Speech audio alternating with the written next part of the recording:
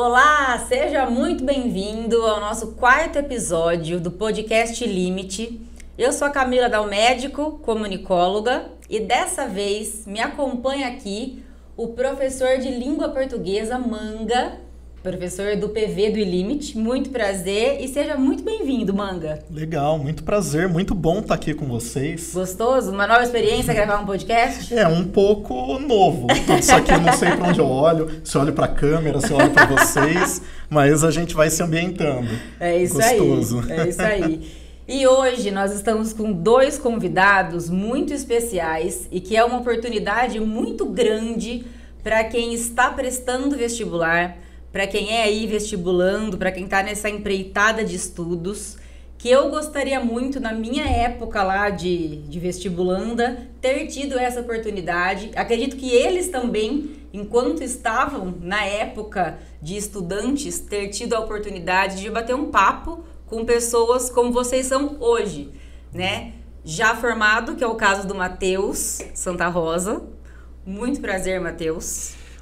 Camila, muito obrigado. Manga, Lucas, que será apresentado ainda. Essa é a primeira vez também que eu sou submetido a esse novo modelo de comunicação, né? E é um prazer estar de volta ao Ilimite 9 anos depois, para poder compartilhar aí com os vestibulandos e as vestibulandas a minha experiência ao longo dos últimos 9 anos, especialmente durante o PV. Obrigada pela sua disponibilidade. Já adianto que estamos falando aqui com dois formandos, né, duas pessoas, dois estudantes, ex-estudantes do PV do Ilimite, do pré-vestibular do Ilimite, que passaram em várias faculdades de grandes renomes, posso falar assim? Do Brasil, de medicina. Né? Então, ninguém melhor que eles para nos explicarem as estratégias de estudo, o que eles fizeram, o que eles fariam de novo, o que eles não fariam. E estamos aqui também com o Lucas Lolli, que fez 1 ano de cursinho e passou em 4? 4 faculdades. 4 grandes faculdades, né, Lolli? Foi um baita ano. Foi um baita ano? Bem puxado, bem corrido, mas valeu a pena no fim de tudo. É isso que a gente olha pra trás e a gente só conclui isso. Valeu muito a pena. E aí eu começo perguntando o seguinte, Lolli. Você, com quantos anos você fez o cursinho? Entrou no cursinho? Eu entrei no cursinho, eu tinha 18 anos. E você não era aluno do ensino médio do Ilimite, você veio de outro colégio? Sim, eu vim de outro colégio, fiz o ensino médio inteiro lá, prestei vestibular e não passei nas faculdades que eu queria. Eu passei... E já prestou para medicina? Já. Eu prestei, na verdade, engenharia na USP, engenharia mecânica, e passei, e prestei para medicina em diversas outras faculdades, não passei em quase nenhuma, mas pelo SISU eu passei na Federal do Mato Grosso. Aí eu tive eu lembro até hoje desse dia, eu tava lá em casa, eu tava conversando com meu pai, a gente teve que ter uma escolha de Sofia ali. A gente ia ter que decidir se eu ia para engenharia, se eu ia para medicina no Mato Grosso, ou se eu ia tentar mais 1 ano fazer cursinho.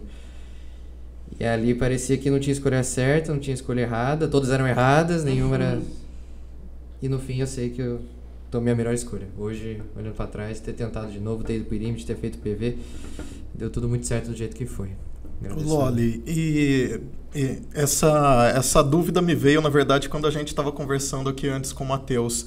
A medicina te pegou em que momento, assim? Porque você falou que estava em dúvida aí, né? Entre engenharia, medicina... Olha, como é que isso fez parte? Sendo bem sincero, quando eu estava escolhendo as carreiras, eu gostava muito de exatas, então eu foquei em algumas engenharias.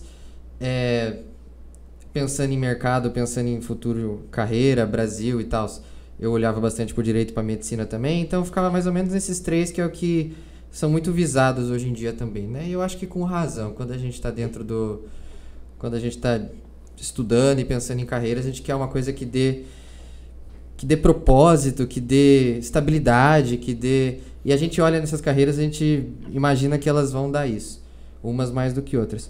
E a medicina, eu não tenho médico na família, não tenho nada do tipo. Você vai ser o primeiro médico da família? Vou. E a opção por medicina eu fui decidir lá no final do terceiro ano, faltava 4 meses para se inscrever para o vestibular, eu estava meio em dúvida ainda se eu fazia engenharia mecânica, engenharia aeroespacial, se fazia medicina, se fazia direito, eu não sabia direito ainda. Mas de todas as pesquisas que eu fiz, de todos os filtros pelos quais eu passei esses cursos para poder decidir uma escolha embasada, com calma, racional, tentando pensar, tentando não se deixar influenciar por gostos que não deveriam contar tanto assim, tentando não se deixar influenciar por opiniões que não eram tão válidas, mas deixando influenciar pelas opiniões que eram válidas. A medicina foi o que mais me pareceu aquilo que me daria tanto uma realização daquilo que eu faria todos os dias da minha vida, quanto uma coisa que, querendo ou não, vai dar uma estabilidade ao longo da sua vida, para você não ter que se preocupar com muitas coisas que assolam muito as pessoas no Brasil hoje, tiram muito a paz, que envolve desemprego, estabilidade financeira, e a medicina, dentre todas as carreiras, estando lá dentro hoje, estando convivendo com pessoas que fazem outros cursos, eu vejo que ela realmente nesse quesito, é uma das que mais dá isso pra você realmente, sabe? Estabilidade, segurança, mas no meu caso, eu fui descobrindo isso dentro do curso, o quanto eu realmente gostava da medicina pelo que ela é mesmo, sabe? A parte mais poética, que eu não me envolvia tanto, que eu não pensava tanto na hora que eu estava escolhendo o curso. Depois que eu entrei, que eu falei, tá, agora vamos tentar entender o que é isso aqui.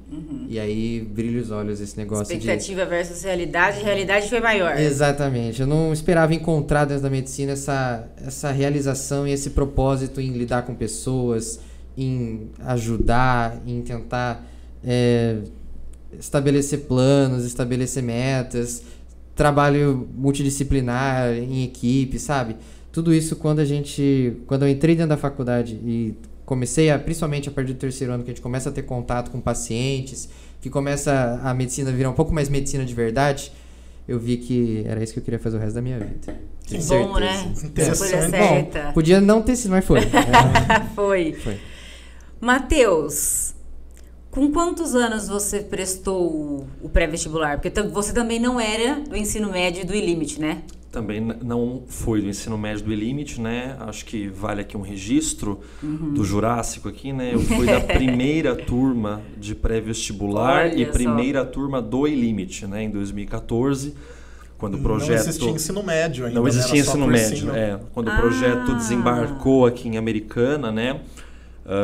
Eu fui da primeira turma do pré-vestibular integral da época, né? Que legal! E eu havia feito ensino médio numa outra instituição aqui da cidade e meu primeiro ano de cursinho também numa outra instituição da cidade, né? E o que me trouxe para o ILimit, né, foi primeiro a proposta pedagógica, né, ancorado numa teia muito qualificada de professores e professoras, né? Isso ficou muito claro, né, para nós que já transitávamos, né, entre o mundo dos pré-vestibulares da região de Campinas.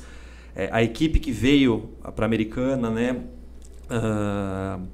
foi de uma qualidade muito grande e aquilo me trouxe muita confiança, o material didático também, a proposta no geral me trouxe muita confiança, né? E me ajudou especialmente, né, acho que uma grande diferença que eu encontrei no pré-vestibular do ILimit à época é que eu consegui operacionalizar conceitos que eu já dominava e aprimorar conceitos que ainda estavam, de certo modo, falhos, capengas, né, de algumas disciplinas. Porque quando a gente está falando de aprovação em medicina, nós sempre estamos dizendo sobre algo acima de 80%. Né? E atingir o 80%, né, atingir de 60% para 75% é mais fácil às vezes do que de 75% para 82%, 83%, 85%. São os detalhes. São os detalhes. Eu acho que isso o ILimit conseguiu de modo assim, perfeito, né, e cirúrgico, com o perdão da licença poética de um futuro psiquiatra falar isso, né? Enfim, mas conseguiu muito bem, né? E eu, quando iniciei o percurso no pré-vestibular, eu optei por, no meio do ano, prestar uma universidade privada, né? No meio do ano eu prestei a Universidade de São Francisco e eu fui aprovado, à época, salvo engano, em segundo lugar, né? E aí assim como o Lucas trouxe a questão da escolha de Sofia, né, a mim também se descortinou a necessidade de fazer uma escolha, né? E aí eu não tive muita dificuldade para fazer essa escolha, porque eu pensei, bom, eu não vou simplesmente descartar todas as minhas, né, as minhas possibilidades, né, e Sim. guardar todas as minhas armas, né, sendo que eu tenho daqui 4, 5 meses 10, 12, 14 possibilidades, e o meu grande sonho que era, né, e se concretizou, que era a Unicamp, né? E para mim foi, assim, certamente, acho que uma das escolhas mais sábias que eu fiz, e mais uma vez apaziguada pela equipe do PV, né? Isso, a equipe me apaziguou muito de me reforçar a tranquilidade de que eu estava no caminho certo, né? De que havia uma clara evolução desde fevereiro, março até julho, né? Que era no momento que ocorreu essa aprovação, e de que, de acordo com esse caminho, a chance de obter sucesso no futuro, né, lá em novembro, dezembro, janeiro, era muito grande. Era maior, né? Que tudo tem seu tempo, calma. E nesse primeiro ano de cursinho que você fez em outra instituição, você já prestou para medicina e não teve aprovação? Teve aprovação? Como foi? Eu presto para medicina desde o terceirão, né? E fiz também no primeiro ano de cursinho, no segundo, todos os cursos sempre foram medicina. A exceção de à época, né, que na metade do primeiro ano de cursinho, a PUC Campinas não havia vestibular de inverno na época para medicina, e eu optei por prestar direito meio que assim, vamos ver como é que eu tô, né? Vamos fazer um teste. O teste deu certo, né? Me estimulou, enfim, mas foi o único curso não medicina que eu prestei ao longo, seja do terceiro ano do ensino médio, do primeiro e do segundo ano de cursinho, né? E a medicina na minha vida, na verdade, a escolha pela medicina foi parece uma montanha-russa na minha vida, né? Eu, quando criança, me encantava muito pela relação médico-paciente, desde quando frequentava pediatras, né? Enfim, eu tenho um pediatra aqui nessa cidade, inclusive, que é uma grande inspiração para mim. E eu observava aquilo e falava, nossa, isso é muito legal, né? Você conseguir entender a queixa de um ser humano, né? Aonde toca mais doído a ferida, né? Quais são os contextos que envolvem o processo de adoecimento, o que você pode ajudar naquelas circunstâncias. O exame, né? Eu lembro quando era criança eu ficava abismado com ele colocando o otoscópio no meu ouvido, assim, nossa, o que tem lá dentro, né? Enfim.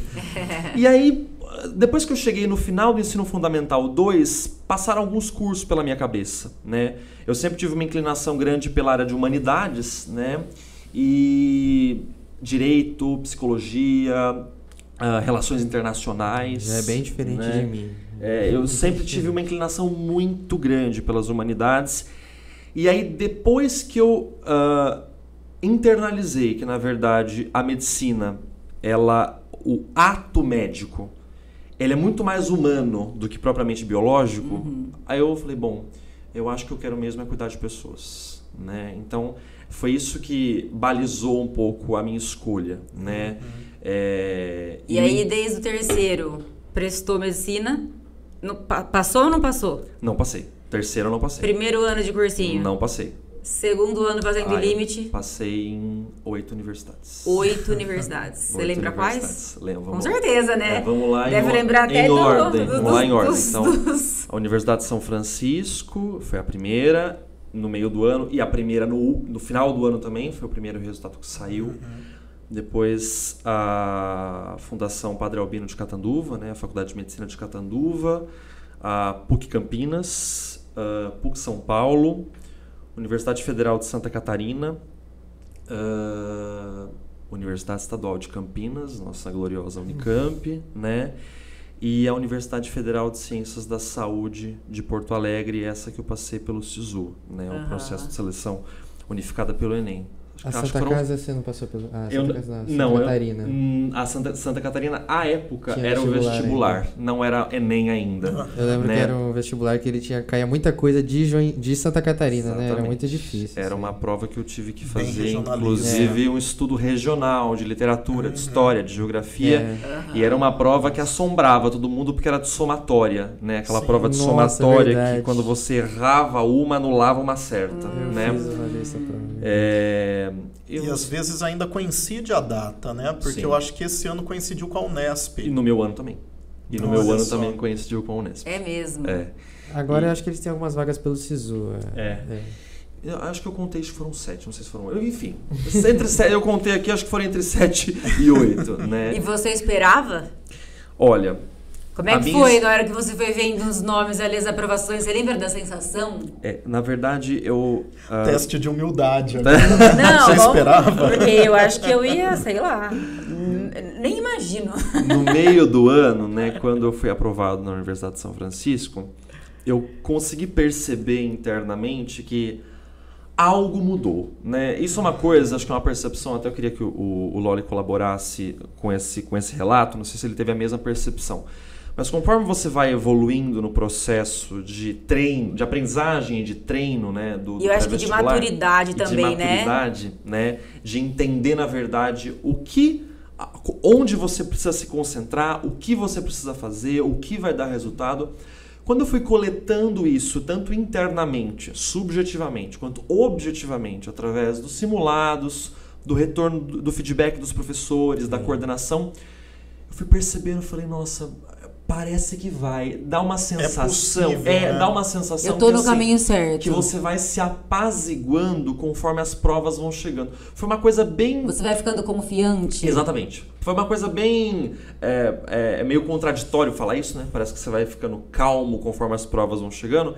Mas a percepção que eu tive foi conforme as provas iam chegando, e especialmente conforme elas iam acontecendo, eu ganhava mais e mais confiança. Né? Porque você se sentia mais preparado, exatamente, talvez. Muito mais preparado, muito mais confiante em mim mesmo, confiante no trabalho que foi bem delineado, planejado e executado ao longo de quase um ano. E se sentia acompanhado também pela equipe ali? Acompanhado. Acolhido. Acolhido, a palavra é exatamente essa. Acho que o acolhimento, né, da equipe do E-Limit à época, e tenho certeza também que neste momento, né, a vocês que estão aí pensando...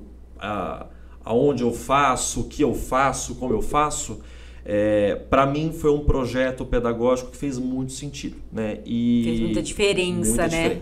Muita diferença. Comparativamente fez muita diferença. E aí, conforme as provas foram acontecendo, eu percebi, nossa, é possível, parece que vai dar, né? E a aprovação da Unicamp foi a mais emocionante, porque eu passei... era a que você queria, era de verdade. Era que eu queria e eu passei de sexta chamada. Né? Eu passei de sexta chamada UFA, né? UFA, pra quem não sabe, é uma piada interna, né? Mas é meu apelido na faculdade, porque eu quase não passei. Né? Quando eu entrei no E-Limit já era famoso já. Então, é uma lista que eu acho que roda super pouco, né, cara? É uma lista que roda, assim, a grande questão é que quando a gente está falando de USP São Paulo, USP Ribeirão, Unicamp, Unesp e a Escola Paulista de Medicina, né? Acontece que muitos alunos passam, muitos não, mas uma boa parte dos alunos passam várias. Todas elas. A intersecção é enorme. E aí a intersecção dos nomes é muito grande e o sujeito só pode escolher uma. Sim, né? Eles estão trocando. Imagina a dificuldade de escolher. E aí a lista da Unicamp historicamente roda pelo menos o dobro, né? Justamente por conta dessa coincidência. Né? Tá. E das outras universidades de São Paulo também. E aí, no meu caso, foi muito interessante, porque eu passei no dia 10 de março. Caramba. Você lembra a data? Eu lembro a data. Eu passei dia 10 de março. Na verdade, assim, a história foi, eu prestei a primeira fase dia 24 de novembro de 2014. A segunda fase foram nos dias 10, 11 e 12 de janeiro de 2015. A lista, né, de chamada saiu no dia 6 de fevereiro de 2015 e a minha chamada dia 10 de março. Então, assim...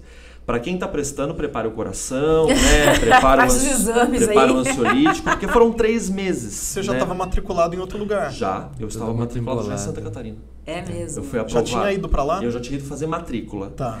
Só que como a minha posição, ela me garantia historicamente, ou seja, em todos os anos, aquela posição tinha passado. Então eu falei, bom, eu acho que vai dar, né? Bom, fora os quase ataques cardíacos no meio do caminho, né?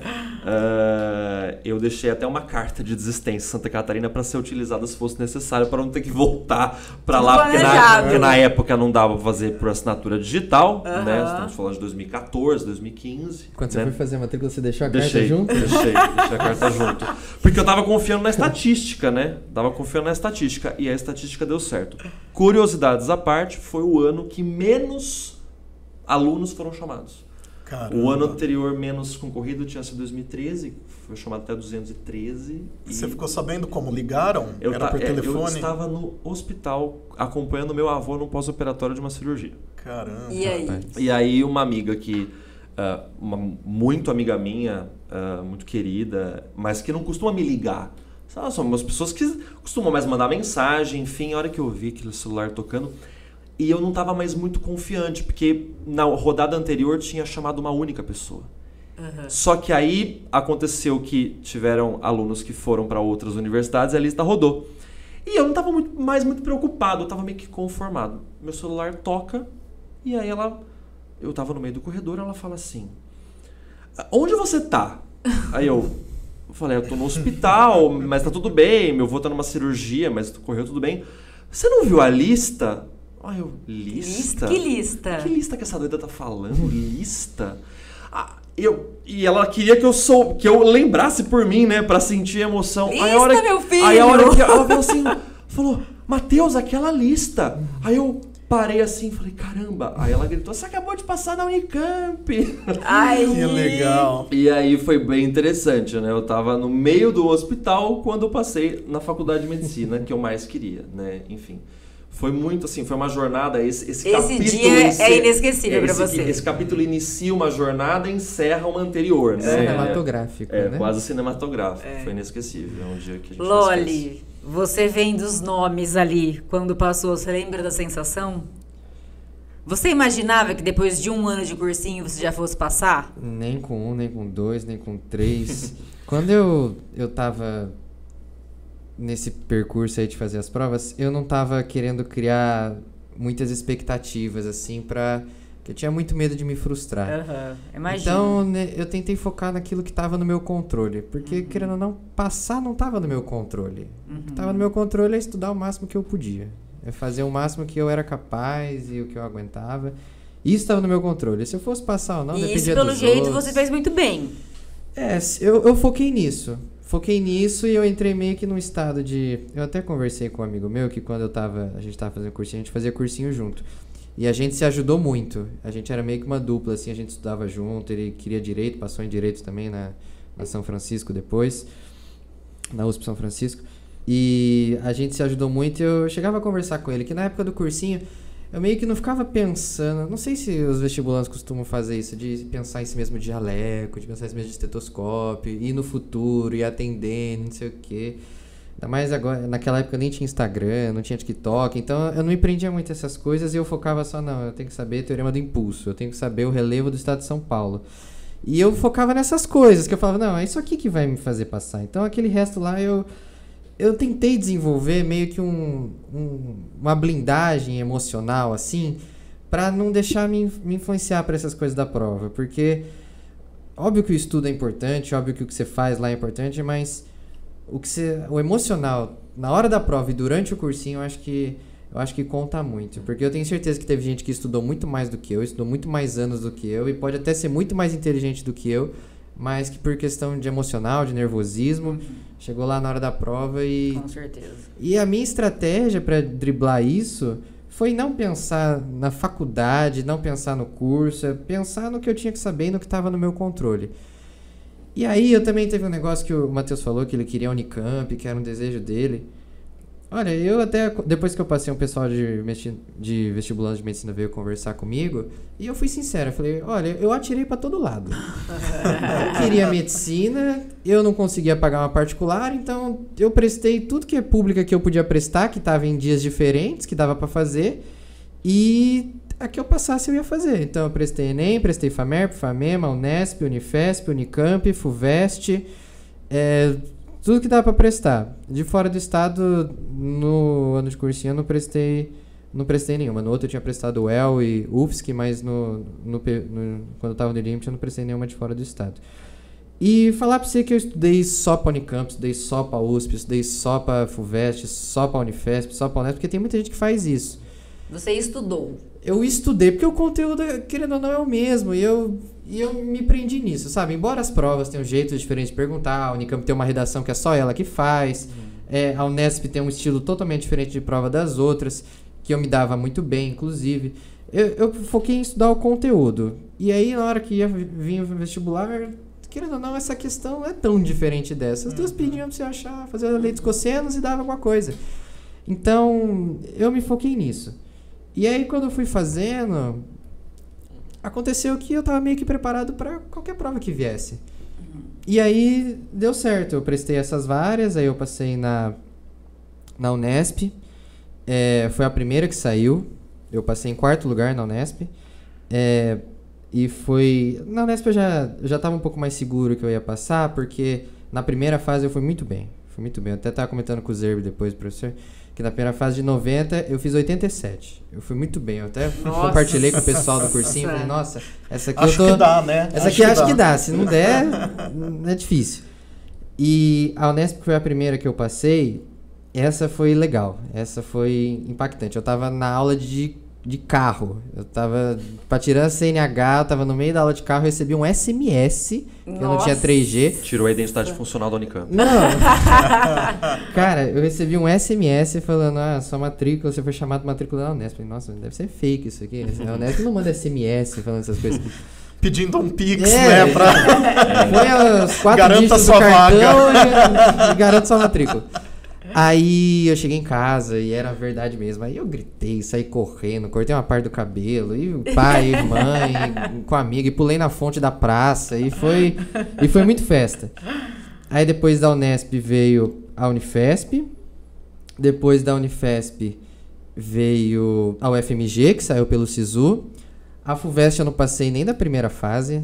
É legal falar isso porque foi um momento que meio que me abalou, assim, porque as primeiras fases você faz antes da segunda, então nesse momento que eu vi que eu não tinha passado na FUVEST por uma questão, eu já estava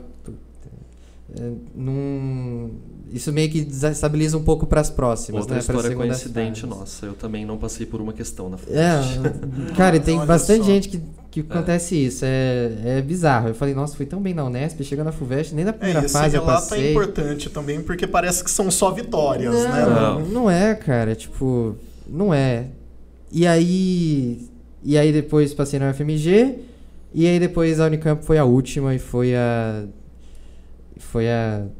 eu fui visitar o campus da Unicamp depois que... Porque depois que eu passei, eu falei, nossa, eu tinha criado esse negócio em mim de não pensar em faculdade, não pensar em futuro, só pensar em matéria. Aí chegou pra decidir esses 4, eu falei, tá, Teorema do Impulso não me ajuda a escolher nada, o que eu faço agora? Aí eu tive que visitar, tive que conversar com pessoas, e aí na hora que eu visitei o campus da Unicamp é diferente, tipo... E quando você fala, né, eu não pensava em faculdade, não pensava em qual ia ser, não me via em jaleco, eu estudava. Como era o seu dia a dia? Se você puder dar uma dica hoje para alguém que quer passar em medicina ou para alguém que quer passar em alguma faculdade muito concorrida, qual a estratégia utilizar? O que você faria de novo? O que você não faria? O que você pode dar de dica para essa pessoa, para esse pré-vestibulando, para esse vestibulando? Olha, a primeira coisa que eu quero falar é que eu estudei muito mais no cursinho do que eu estudei em qualquer ano da faculdade. Em qualquer ano do curso, assim. O cursinho eu estudava muito mais do que eu estudo depois na faculdade. E quando eu já fazia essa pergunta várias vezes de estudar e tal, o pessoal começa a falar de organização e tal, mas eu nem falo de organização, porque pra mim a organização é meio que um pré-requisito, sabe? Não é nem uma dica que você dá, não, você tem que ser organizado, você tem que planejar o que você vai estudar, quando você vai estudar. Só é pré-requisito. Se você não fizer isso, já começou errado. É básico. Você vai ter orientador no seu cursinho para ajudar com isso. Eu tinha lá no Limite. A gente fez um planinho de estudo, fez um cronograma para semana, colocou tempo para estudar cada matéria, por ordem de importância. As matérias que eu tinha mais dificuldade, eu tinha mais tempo para estudar. Tinha tempo para descansar, tinha tempo para sair com a família. Sexta-feira, depois que eu saía do cursinho, eu não estudava. Eu não vou estudar sexta-feira à noite. Sexta-feira é um dia para mim, para eu sair com os meus amigos, para eu sair com a minha família, descansar. Sábado eu vou ter simulado de manhã, à tarde eu não vou fazer nada, eu vou descansar. Aí depois, no domingo, eu volto o rolê. Então, essa parte de cronograma, de cuidar, isso aí é meio que básico. Agora, o que eu acho que eu fiz de diferente, que eu acho que deu muito certo pra mim, é uma questão mais de resiliência mesmo, sabe? Mas eu meio que me forçava, porque eu não tinha Instagram, eu não tinha TikTok, eu não ficava conversando com o pessoal no WhatsApp, então eu não tinha muitas distrações assim, e eu entrava no Limite 7 da manhã, e eu saía... Quando tinha o curso do Didoné extra lá, eu saía 8h30 da noite. Nos outros dias eu saía normalmente 6h30, 7 horas. Ia pra casa, jantava vendo uma videoaula e estudava depois até a hora de dormir. Então, tipo, exige essa rotina, exige essa dedicação, exige esse tempo. Não adianta falar que não. E a questão é manter a resiliência nisso. Porque se você tá lá... Se você resolve estudar em casa, por exemplo, tem gente que conseguia. Eu, pra mim... Em casa ia ter um monte de distração. Na faculdade, quando eu estava estudando em casa, era um monte de distração. Tinha celular, tinha TV. E, não, eu ficava no cursinho, eu fazia as coisas lá, eu ia nos plantões, os professores davam os plantões, eu tava lá nos plantões, porque lá eu sabia que eu ia estar lá para estudar. Eu não ia ser distraído por outras coisas, eu ia estar fazendo o tempo render. Porque o pessoal gosta de colocar estudo em hora bruta, mas a hora bruta não importa. Se você falar que você estudou das 7 da manhã às 7 da noite, mas você ficou 2, 3 horas batendo papo, 2, 3 horas conversando, mexendo no celular, não sei o que, jogando vôlei.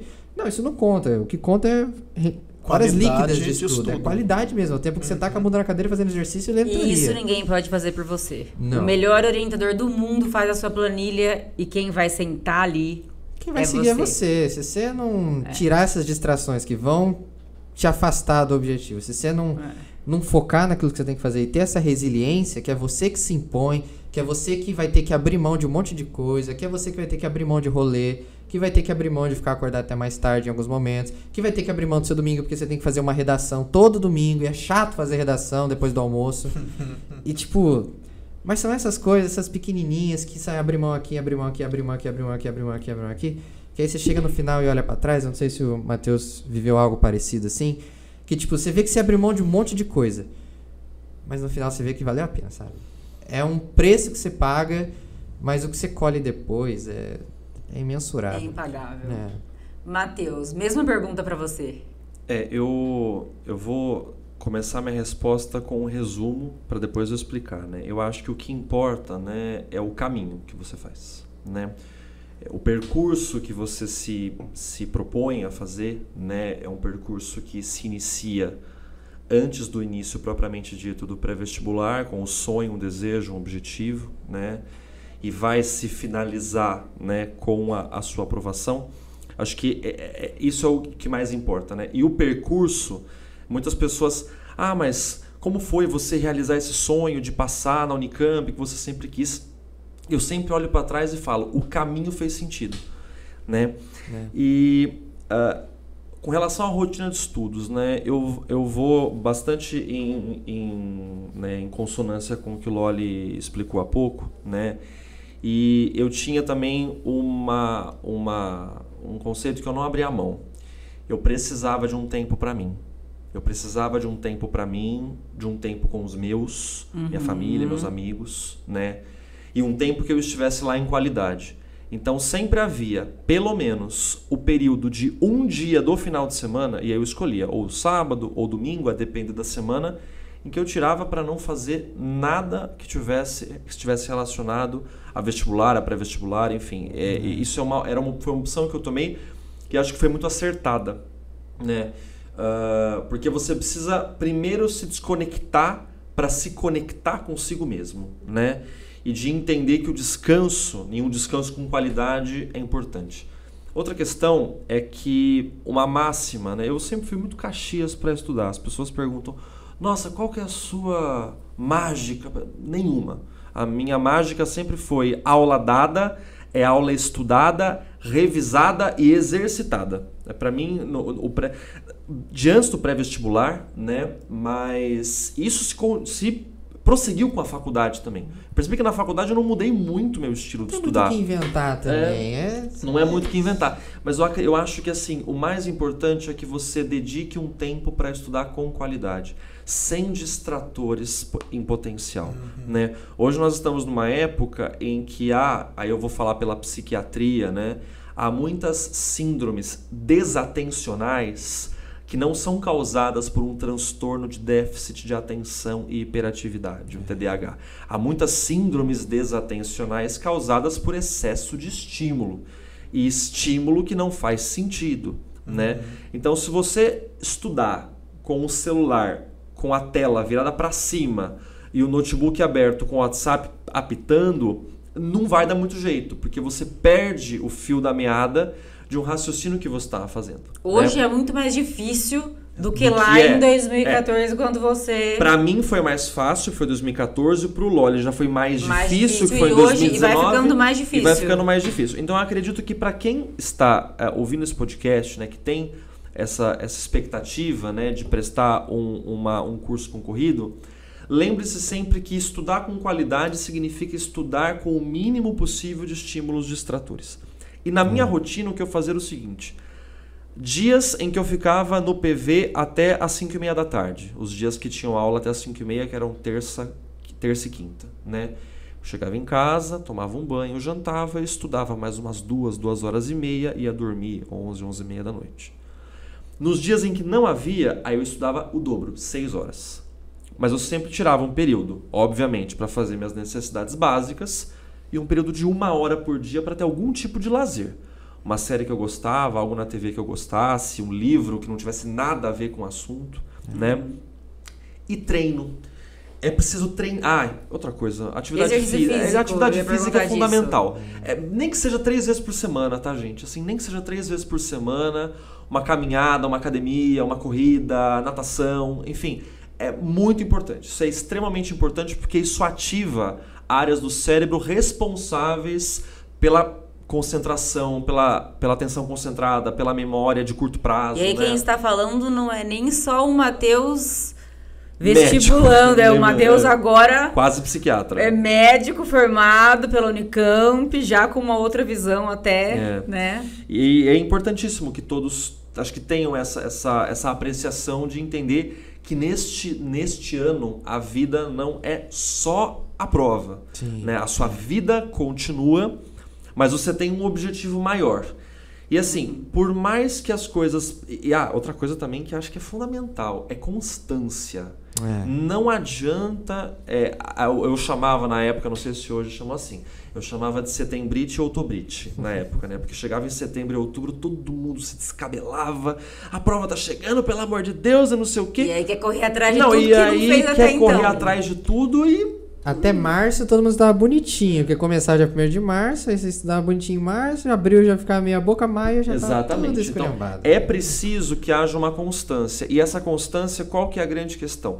Você elaborando um plano de estudos que te dê horas de lazer com qualidade e horas de estudo com qualidade, você se cansa menos. E você chega... na hora do vamos ver, né? Tá mais preparado, lá em outubro, mais novembro, confiante. Preparado, descansado, confiante, entendendo que o processo fez sentido. Então, eu acho que eu resumiria novamente, é o processo. Eu acho que vocês precisam ter muita clareza que o processo importa, que não é só a aprovação vai chegar porque o processo fez sentido, né? Então é mais ou menos E é legal pensar que o que você lembra depois... que mais marca, assim, porque você, é um ano que você abdica de um monte de coisa, que você deixa de viver. Mas quando eu paro pra lembrar de 2019, que foi o ano que eu fiz o cursinho, as minhas lembranças mais legais não são da aprovação. As minhas lembranças mais legais são de coisas que eu vivi enquanto eu tava nessa rotina doida. De eventos, de aniversários, de cinema com os meus amigos, de filmes que eu assisti, de dias que eu passei na casa um do outro, batendo papo, brincando com o cachorro. Tipo, é um ano que você abre mão de muita coisa? Mas você não morre nesse um ano. É por um período, né? E eu falo até pra esse amigo meu que a gente estudou junto. Apesar de tudo que a gente viu, e a gente fala, não, foi sofrido, foi um ano puxado, foi um ano que a gente largou tudo, é um ano que a gente olha pra trás e lembra com tanto carinho, sabe? Porque esse negócio que o Matheus falou é do processo. Você lembra do processo, você lembra da etapa. Tem um sonho envolvido ali, né? E você ainda mais vê que deu certo porque você fez de um jeito que deu certo, é mais legal ainda pensar nesse processo. Isso é muito interessante, porque a impressão que eu tive, né, e que eu levo hoje para muitas pessoas chegam, nossa, que ano insuportável, que ano difícil, que ano chato, que ano... Eu nunca tive essa percepção. Também e sou bem tranquilo para dizer que não é nenhuma demagogia, tá? Ah, tá sendo saudosista, agora que já passou. Não é isso. Eu vivi aquele ano com muita qualidade. Eu levo muitas boas lembranças daquele ano que eu vivi. Porque, logicamente, né? O final foi coroado, deu tudo certo. É claro, a gente conta a história de modo retrospectivo. Mas é muito gostoso lembrar daquele ano. De tudo que aconteceu. Verdade. Do ganho pessoal. Das amizades que foram feitas. Que eu levo essas amizades até hoje. Né? Acredito. Até hoje eu levo um grupo de pelo menos umas 10 pessoas que nós saímos com regularidade, que eu os vejo com regularidade. Porque tem o mesmo propósito, são as mesmas cabeças, né? É gostoso quando a gente anda junto com gente que tem o mesmo propósito de vida tá com a gente, mesmo né? Registro. Exatamente. Tá num registro muito parecido. Exatamente. Naquele momento. E aí, não sei se o Manga concorda comigo, mas eu acho que vocês têm essa opinião sobre esse ano, porque vocês não veem um ano de renúncias, mas foi uma escolha. Foi uma escolha para um propósito maior. Né? Vocês sabiam que era um período curto, e eu vou escolher não ir para essa festa. O Didoné fala muito disso no episódio dele. Eu escolho e tá tudo bem, porque eu estou escolhendo isso porque eu tenho um propósito maior. Né? Acho que a partir do momento que existe clareza, né, desse propósito, seja racionalmente, como o Loli fez, né, seja mais pelo coração, como o Matheus fez, eu acho que tem que fazer sentido, né? Quando você acorda de manhã, quando você vai para a aula, tem que fazer sentido. Porque senão vira um fardo, realmente. Já é difícil. Aí é extenuante, aí você não dá conta. Já é difícil, a gente não pode ser hipócrita. Agora, se faz sentido, se tem uma coisa maior, eu acho que é possível, né? E vocês estão aqui para mostrar que é possível. A maioria, né, é claro que existem pessoas muito boas, pessoas diferentes, mas a maioria é esforçado. Né? A maioria conseguiu porque fez um conjunto ali de passos, que seguiu um conjunto de passos que deu certo. Né? Então, assim, tirando os gênios que são uma minoria absoluta, é isso que o Loli falou, não tem o que inventar, né? É sentar a bunda e estudar. E isso... É resiliência. É ouvir muitos nãos, sim, né? Sim. Tanto das universidades, porque eu até falei, né? É importante dizer também que vocês não passaram em algumas provas. Porque, de repente, a gente olha, nossa, 6 aprovações, 8 aprovações, caramba, né? Mas foram vários nãos também. Antes disso. Exato. Então, assim, além das abdicações, né? Tem você, de repente, achar que fez tudo certo e aí não passar naquele ano, né? E é isso, a resiliência, eu acho que é a palavra do momento mesmo, né? É quanto que você aguenta ali daquela carga. E esse acolhimento que o iLimit fala tanto, você como professor fazendo parte dessa equipe, é verdadeiro? Como é que funciona esse acolhimento? Eu sou suspeito para falar. O que vocês fazem de diferente ali? Eu sou suspeito para falar, mas eu tento ser muito acessível. Né? Eu me lembro muito do Loli porque ele vinha com umas dúvidas cabeludas, né? O Zerbe até comentou no episódio dele. Não foi no episódio, foi no bastidor. Foi no bastidor. Zerbe, tô aqui. Não tô sendo fofoqueira, mas vou falar o que você me falou, tá? O Zerbe falou assim, o Loli me dava um trabalho, porque ele chegava com umas dúvidas pra mim que eu falava, ô Loli, não tem como você chegar com uma dúvida um pouquinho mais fácil. Estamos falando de Zerbe, hein? O Zerbe achava que eu queria passar no ITA, porque eu levava um monte de questão do ITA e do IME pra ele. Eu falei, não é, que essa aqui eu achei que era mais importante. Me ajuda aí. Essa aqui eu travei. Olha, isso é legal. Eu penso muito no grau de dificuldade. Você acha que se preparar para uma coisa mais difícil te ajuda com mais fácil? Igual você pegava a questão do ITA para fazer mesmo que você não fosse... Queria estar preparado, eu acho, né? Entra naquilo que eu falei, que eu tava estudando o conteúdo, não a FUVEST, não a Unicamp, não a... E aí quando eu via que era um conteúdo muito difícil de matemática, de análise combinatória, e aí o ITA mandava uma questão cabreira, eu falava, se eu fizer essa, as outras eu faço também, né? Então vamos fazer essa. E aí eu levava lá pro Zerbo, a gente quebrava a cabeça e aprendia a fazer. E aí quando vinha a questão da Unesp, da FUVEST, da Unicamp, ou de outras faculdades e tal, ou do Enem, falava, isso aqui é a primeira parte da questão do ITA. As outras 2, 3 eu não preciso fazer, porque aqui ele só pede a primeira parte. Então, segue mais ou menos esse negócio. Daquilo que eu falei eu estudava o conteúdo, não estudava a matéria. E não estudava para as provas, né? E só uma coisa que eu queria deixar claro aqui é que a gente fala com carinho desse ano de cursinho e tal, e fala de estratégias que deram certo e tudo mais, como se parecesse que foi tudo 1000 maravilhas, né? Como se o ano fosse bonitinho, colorido, tranquilo, rosa. Ninguém ficou com matéria atrasada, ninguém ficou com estudo atrasado, ninguém surtou. Parece que foi tudo assim. Psicológico foi um ano bem calmo. Não. Eu falei que eu me blindei emocionalmente. Deu super certo isso. Nossa, tava em paz 90% do tempo. E não é bem assim. Tipo, eu lembro que teve um domingo, depois da igreja, eu tinha igreja de manhã, e aí depois eu cheguei em casa, eu tava meio atordoado aquele dia, e eu tava pensando... Nossa, eu não estudei direito e geografia. A gente já tá em setembro e eu não estudei geografia direito. Tem um monte de matéria que ficou atrasada. E, nossa, se cair uma dessas questões eu não vou saber fazer. Eu vou ter que ir com o que eu tenho mesmo. E naquele dia, nossa, eu tava no chuveiro. Eu sentei no chuveiro, comecei a chorar. E pensando em outras matérias também que estavam atrasadas, que eu estudei tudo errado. E, nossa, eu devia ter começado de outra maneira, devia ter feito diferente, não vai dar certo. Errado. E aí você coloca algumas coisas que você falava era verdade, outras que você pensava não era. E aí entra um monte de coisa psiquiátrica mesmo. E aí você fala, não, me dá um Rivotril aqui. E tipo, vai ter esses surtos, vai ter vários desses por ano. Quando tiver, você vai ter que aguentar, vai ter que levantar e continuar mantendo essa resiliência que o Matheus falou, porque isso vai acontecer. Você não tá blindado disso, desses surtos, ser humano, dessas loucuras. Exatamente. E um ser humano muito jovem. E o Manga tava falando dessas coisas de colocar um nível de dificuldade mais acima.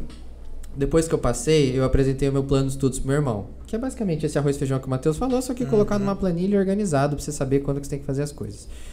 E tipo, a carga que eu colocava de estudo era realmente muito alta. Porque toda aula dada tem que ter aula estudada, tem que ter aula revisada e tem que ter aula exercitada. Era o mesmo esquema do Matheus. Então vai ter 4 tópicos pra você fazer de cada aula. E aí cada aula que você tem vai ter esses 4 que você vai ter que fazer. E você chega no fim das contas, você vê que não deu pra fazer. Porque você coloca uma expectativa aqui. E aí eu sempre discutia isso com o meu irmão. Você coloca uma expectativa aqui porque você faz o máximo que você dá pra chegar mais ou menos aqui. Porque você coloca uma expectativa aqui, tá bom, você talvez não se frustre porque você consegue fazer, mas você fez só até aqui. E pra mim funcionava isso. Você vai ficando mais preguiçoso. Aí, mas você chega na meta? Ok, mas pra mim não funcionava isso. Eu colocava a meta aqui e eu conseguia chegar ao máximo que eu podia. Ficava um pouco frustrado, tinha esses surtos, não sei o quê, mas eu fazia muita coisa. Eu colocava a questão do ITA pra eu fazer ITA e IME, porque eu talvez não conseguia fazer a do ITA e IME. E eu chegava até aqui, mas aqui já é o nível da FUVEST. Então era um negócio mais ou menos assim. Pra mim funcionava muito isso. Eu colocava metas bem complicadas, bem difíceis, que você tem que... Você chega no domingo e fala, não, eu tenho que fazer redação hoje, porque se não fizer hoje vai ficar 2 redações pra fazer no domingo que vem e não vai rolar. E aí você coloca as metas lá em cima e você faz o melhor que você pode. E pra mim dá certo isso, não sei como é que era pro Matheus. Eu quero pegar um gancho do que você disse, né, com relação a esses períodos em que nós estamos sujeitos a eventuais instabilidades, né, no nosso equilíbrio emocional nesse ano do PV, né? E o mais importante, eu não vou aqui fazer nenhuma consulta psiquiátrica para ninguém, mas eu acho que o mais importante é o seguinte: diante dessas circunstâncias, diante dessas situações, né? É lógico, gente, eu não estou falando aqui de situações patológicas, tá? Eu quero deixar isso tudo muito claro, nós não estamos num setting terapêutico, num consultório médico, mas diante de situações em que o aluno, a aluna, fica inseguro, dá uma chorada, se questiona, sempre revisite o que você já fez. Coloque em panos bastante limpos e quentinhos, tá? Entenda o processo, né? Então, por isso que faz muito sentido você elaborar um plano lá em fevereiro e colocá-lo em prática de modo persistente e rotineiro. Por quê? Quando chega nesses momentos em que você dá uma surtada, você se questiona, você se coloca à prova, você se pergunta, será que eu estou fazendo certo? Tudo bem, chorou, assoou o nariz, levantou a cabeça, tomou um banho. Agora, continua. O que eu já fiz? Pô, eu já fiz muita coisa. Tá indo bem, o negócio tá indo certo. Talvez, e aí cada um na sua terapia para lidar, mas talvez isso aconteceu por conta disso, talvez por conta daquilo, para conseguir nomear. Sempre que tiver um momento que dá uma instabilizada, tente nomear o porquê aquilo aconteceu. E revisite o que você já fez. Porque quando nós colocamos, né, tudo em perspectiva, né, especialmente num projeto de começo, meio e fim, diante dessas situações, aplicar resiliência fica muito mais fácil. Porque você tem uma base que você se ancora. Né? Há uma ancoragem, né, em expectativas, em planejamento. Né? Então, surtou, chorou, tomou um banho, suou o nariz. O que eu já fiz? Nossa, eu já fiz muita coisa. Né? Ou, o que eu preciso fazer melhor? Isso aqui eu preciso fazer melhor. Importante. Isso aqui eu preciso fazer melhor. Isso aqui talvez eu dê uma escorregada porque eu não revisei aquela matéria. Então, não encare o surto pelo surto, o choro pelo choro. Aquilo tem alguma razão de ser. Acalme-se. Né? E quem está nessa com plano vai encontrar a razão. Vai encontrar a razão e vai corrigir a rota no meio do caminho. E vira uma ferramenta, porque o plano de estudo, o negócio tem que ter uma flexibilidade. Aquilo que você estabeleceu em fevereiro e março, você não chega em outubro, novembro, às vezes, mantendo aquilo lá. Porque você vai seguindo, você faz um simulado, você fala, errei muita questão de geografia, eu tenho que corrigir isso aí. Das 5 questões de inglês, eu acertei 2, eu tenho que estudar mais inglês. É por isso que uma rodovia tem tantos postos de combustível, né? Exatamente. Você tem que parar no meio para abastecer, para calibrar o pneu. Você tem que revisitar, replanejar. Não é para ser uma coisa inflexível, porque é uma coisa para ser adaptável. Se é bom, se não é tão bom assim. Para ser eficiente no fim das contas. E o Matheus estava falando dessa questão emocional e eu lembrei de um ponto que comigo isso era uma coisa que eu acho que eu era privilegiado, porque a minha família sempre me deu muito... Não me atrapalhou. Eu acho que isso é uma coisa importante. Porque tinha muito colega meu que a família atrapalhava. Sabe? Tipo, meus pais, eu já deixava claro pra eles. Falava, não quero falar de prova, não quero falar de vestibular, não quero falar de matéria. Eu já me coloco pressão suficiente, eu não preciso que vocês coloquem isso pra cima de mim. E aí eu tive essa conversa com eles entenderam e a gente seguiu esse ano, eles me dando apoio, fluindo, não falavam de prova comigo. Eu saía de um vestibular, de uma prova, de um simulado...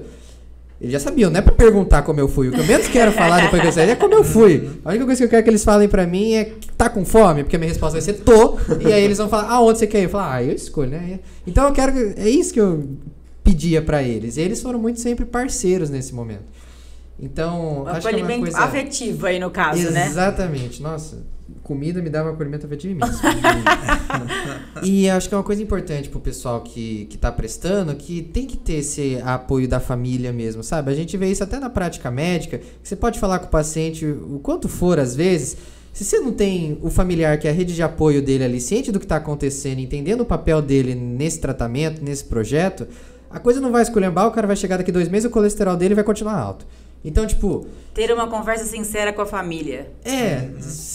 Você tem que entender que seus pais fazem parte desse projeto. Não é só você que tá sozinho nessa. Mas porque eles podem atrapalhar ou podem ajudar. É sua autonomia. Na verdade, assim, é o seu papel de também dar as... pessoal, a partir... Igual você falou, não quero isso, porque me ajudem nesse sentido. Eles também querem que dê certo, mas às vezes eles não sabem como fazer isso. Sim. Às vezes ele acha que perguntando como é que tá, sabendo como ele pode ajudar, perguntando como é que tá a matemática, como é que tá a física, ele acha que é isso que vai fazer você ajudar. E às vezes não é. Então tem que deixar claro pra eles o quanto eles podem te ajudar e como. E como não atrapalhar, que eu acho que é mais importante. Deixar claro que eles fazem parte, né, desse projeto. Família, eu acho que, tentando até resumir, para não alongar tanto nesse assunto, mas eu acho que a família tem que ser um apoio seguro. Né? É preciso ser um apoio seguro. Um apoio que vai dar suporte nos momentos de necessidade, uma família que vai estimular, né, que aquele aluno persista, uma família que não vai se incomodar do aluno chegar no final de semana e falar: mãe, olha, eu não vou no aniversário da tia. Eu não vou pra praia esse final de semana. Eu preciso ficar para estudar porque eu atrasou aqui, eu preciso rever esse simulado. Mãe, ó, essa viagem aqui, eu acho que eu vou ficar com a avó. É, né? Meio que a extensão do acolhimento que você tem no PV do Ilimite. Eu vou dar um exemplo que acho que não precisa de maiores explicações. As segundas fases, como todos estão cientes, ocorrem após os feriados de Natal e de Réveillon, né? Após as festas. Esse ano não mais. Ah, não mais? Não. Olha só. Agora é a Unicamp e a FUVEST. E a Unesp já era, né? A Unesp já era. A segunda fase já era, né?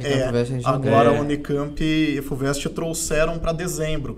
O que matou a gente, porque virou uma correria. Não, porque Mas e para terminar o conteúdo?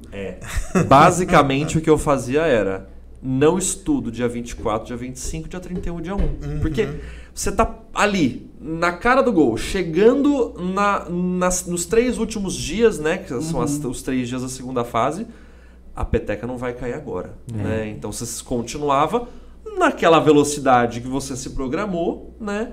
Mas continuava com calor, sem calor, com chuva, sem chuva, com peru de Natal, com Chester, enfim, com pavê para comer. A gente tinha que continuar. Acho que agora deu uma tranquilizada. Deu fome agora. Pessoal, estamos chegando aí na reta final, já até passamos do tempo. Agradeço muito essa conversa. Eu tenho uma última pergunta que me ficou aqui. Vocês percebem, por terem feito o cursinho, quando vocês entram ali na sala de aula, vocês já estão um pouquinho, 2 anos mais velhos do que quem entrou direto do terceiro. Vocês percebem uma maturidade maior de quem passou pelo cursinho, de quem entrou direto do terceiro? Tem essa diferença na sala de aula? Não? Como vocês veem isso? Vocês percebem isso? Os mais novos primeiro. Vai lá, Laura. Eu acho que não. Inclusive tem gente que fez mais anos de cursinho e passou depois. Na minha sala tem gente que fez de 6 anos de cursinho e a gente passou direto do terceiro. E aí quando mistura tudo ali no mesmo negócio, meio que mistura mesmo, sabe? Não tem quem foi o primeiro da chamada, não tem quem foi o último, não tem quem fez pessoas passam direto do terceiro? Você tem ideia? Na minha sala tinha uns 5, 6, acho. Era pouco, de 120. De 120? Tinha poucos, são bem poucos. Os 2002, né? Que a gente era todo mundo ali de 2001 pra frente, aí os 2002 era a galera que tinha passado direto terceiro. Tinha uns 4, 5. Uns nerds bem fortes, inclusive. Mas era uma minoria. Mas na hora que mistura ali todo mundo, tipo, não tem quem entrou primeiro, entrou por último, não tem quem entrou com cota, entrou sem cota, não tem quem entrou com 20 anos de cursinho, não tem quem entrou com 28, 29, 32, 40 anos. Com outra faculdade, às vezes. Com outra faculdade, com filho, com esposa. Na hora que tá todo mundo ali no meio, vira uma turma só.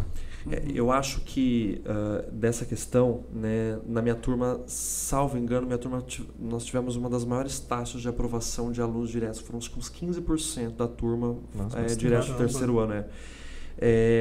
Para mim, a visão que eu tenho é que o que muda um pouco é como essa pessoa vai se habituar ao modo de estudar da universidade, que é completamente diferente do ensino médio. Eu vou dizer, não o estudo individual, mas o estudo coletivo, né? O modo como as aulas são ministradas, o modo como você precisa buscar o conteúdo, buscar o conhecimento, isso muda, né? Então, eu acho que o que talvez mude um pouco, e não é nenhuma questão, acho que de maturidade, de resiliência emocional, seja lá o que for, né? De características de personalidade, nada disso. Eu acho que é um pouco da maneira como aquele aluno, aquela aluna foi habituado a estudar. A faculdade vai mudar um pouco a apreciação que você tem do processo de ensino e aprendizagem. Porque as aulas são diferentes, né? Não é tudo tão mastigado, não é tudo tão resumido, não é tudo tão sistematizado. Você precisa muitas vezes construir o conhecimento. Mas isso acho que é papo para um outro podcast. Fica o gancho, né? Um próximo convite. Para vocês ter feito o cursinho ajudou muito no estudo ao estudar ali, a fazer... facilitou. Com certeza. Com certeza. Ensina a estudar, né? Você no cursinho, toda essa questão de autonomia, de planejamento, de estratégia, você meio que aprende como que você estuda, como que você adquire conhecimento. E aí na faculdade você aplica isso de diferentes formas. E acho que você aprende muito sobre você também, né? Sobre esse ano de surtos, de resiliência, de abdicação. E pra mim, foi uma coisa que... a maior prova que eu tive disso é que eu já passei por um outro processo seletivo, né? Que é o processo seletivo da residência médica, né? Me lembro disso. Para quem vai prestar medicina, né? O Lucas daqui 2 anos vai passar por esse processo também. Nós temos um processo seletivo para ingresso na especialidade, né? Então, se você tem um sonho de ser cirurgião, você precisa fazer um processo seletivo ao final do seu 6º ano para aplicar uma vaga num programa de residência de cirurgia, de psiquiatria, de dermatologia, de ginecologia obstetrícia, de medicina da família e comunidade, enfim. E não é assim, o processo pelo qual você se prepara não é muito diferente. É verdade. Não é muito diferente, né? Eu, por exemplo, né, quando apliquei, né, para o processo seletivo da residência médica, eu optei, e foi uma opção balizada em muitos fatores que não vêm ao caso aqui agora, mas eu optei por não fazer um cursinho preparatório para a residência médica. E eu literalmente apliquei tudo que eu sabia do ponto de vista de instrumentalização, né? De instrumental, não de conteúdo. Conteúdo, obviamente, é diferente, do pré-vestibular. Então, de certo modo, o E-Limit me ajudou até num processo seletivo que ocorreu 6 anos depois. Né? E que me agraciou com a vaga em psiquiatria na Unicamp também, ao curso que eu estou para finalizar agora em fevereiro do ano que vem. Que legal falar que o Matheus era da turma MED e o Loli era da turma top, né? Não era da turma MED. E os dois passaram medicina na Unicamp aí. Bom, parabéns, né? Obrigado. Muito obrigada, Manga, pela participação, pela disponibilidade. Bom. Eu que agradeço. Vocês dois que devem estar aí também cheios de compromissos, obrigada pela disponibilidade, por ter batido esse papo com a gente. E você, audiência, nos acompanhe aí para os próximos episódios. Teremos mais ex-vestibulandos do E-Limit para dividir com a gente todo esse conhecimento, falar ali das estratégias, do que deu certo, do que não deu certo, do que fariam de novo, do que não fariam. Que acho que isso vocês gostariam de ter batido esse papo com pessoas, né, nessa época aí. Isso, né? A gente não teve essa oportunidade. Pois é. Só mais uma coisa que eu queria falar. Por favor. Para quem está prestando para medicina, que eu acho que é o pessoal mais interessado em ouvir esse podcast, a gente encara tanto desafio nesse processo preparatório, vontade de desistir, um monte de turbulência, e às vezes até coisas externas, problema com a família, problema em casa, problema de dinheiro, e essas coisas vão enchendo a cabeça e parece que o sonho vai ficando meio distante. E aí você perde um pouco o pique e tal. Mas acho que em cima de tudo que a gente falou aqui, em cima do que eu tô vivendo na faculdade, pelo menos, e pelo que eu tô vivendo de entender um pouco da vida, do mercado e tudo mais, é um sonho que no fim das contas vale muito a pena, sabe? Passar por tudo isso, enfrentar tudo isso, toda essa luta, toda essa tristeza, todo o choro, toda a lágrima, sabe? Ver que às vezes você tá passando, tá estudando e as coisas não estão acontecendo, e passou mais um ano e não foi, passou mais tempo e não foi, passou mais uma prova e não foi, e essas coisas vão desanimando. Eu acho que é legal falar pra eles o que aguarda eles se eles mantiverem no caminho, sabe?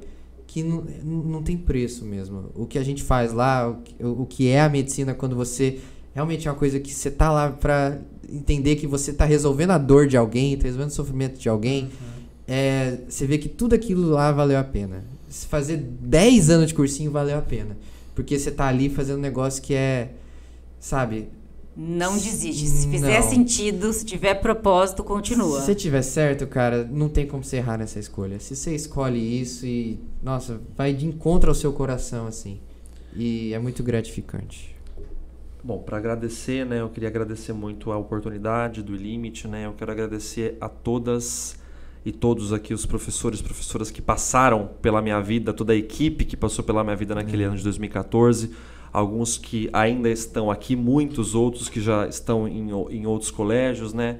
Eu tenho muito carinho e reforçar isso que o Loli disse. Para você que tem esse sonho, para você que quer atingir, né, esse sonho, esse grande momento da sua vida, eu que sou uma pessoa mais idealista, né, eu sou mais subjetivo do que objetivo, não se esqueça de que tudo tem um propósito, de que você tem um sonho e de que você vai conquistar esse sonho se o caminho fizer sentido e se você operacionalizar, né, e você colocar seus instrumentos para serem operacionalizados ao longo do processo, né?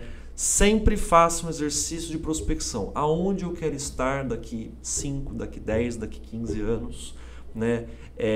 Só que para estar lá é preciso estar aqui por um momento, né? E eu encerro mais uma vez agradecendo a oportunidade. Obrigado, Camila. Obrigado, Manga. Valeu. Obrigado, Loli, meu calor da faculdade, meu conterrâneo. E foi muito bom estar aqui com vocês. Obrigada a vocês. Gente, vamos dar as mãos aí, que sempre isso. quando a gente termina um episódio Valeu. bom, a gente comemora. Obrigado. Obrigada. E até o próximo episódio do Podcast Limite.